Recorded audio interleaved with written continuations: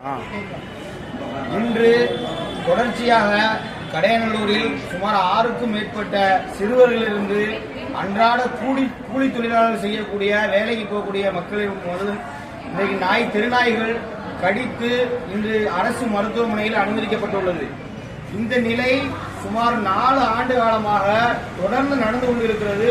10க்கும் மேற்பட்ட கடந்த வருஷம் 10க்கும் மேற்பட்ட நபர்களை கடித்தும் எந்த ஒரு நடவடிக்கையும் இந்த கடையநல்லூர் நகராட்சி எடுக்கப்படவில்லை. அதற்கான எந்த முயற்சியும் நடக்கவில்லை. இது ஒரு அலட்சியமான செயல். தொடர்ந்து இன்று அன்றாட வேலைக்கு போகக்கூடிய மக்கள் அவர்கள் அச்சத்தோடும் பயத்தோடும் இன்று கடையநல்லூரில் நடக்கக்கூடிய கால சூழ்நிலை நடந்து வருகிறது. இந்த உடனடியாக கடையநல்லூர் நகராட்சி இதற்கு தீர்வு கொடுக்கவில்லை என்றால் பொதுமக்கள் அச்சத்தோடு தான் கடையநல்லூர் வாழ வேண்டும் என்று தீர்மானிக்கப்படும். உடனடியாக நடவடிக்கை எடுக்கும் என்று மக்காநகர் பொதுமக்கள் கடையநல்லூர் பொதுமக்கள் சார்பாக கேட்டுக்கொள்கிறோம்.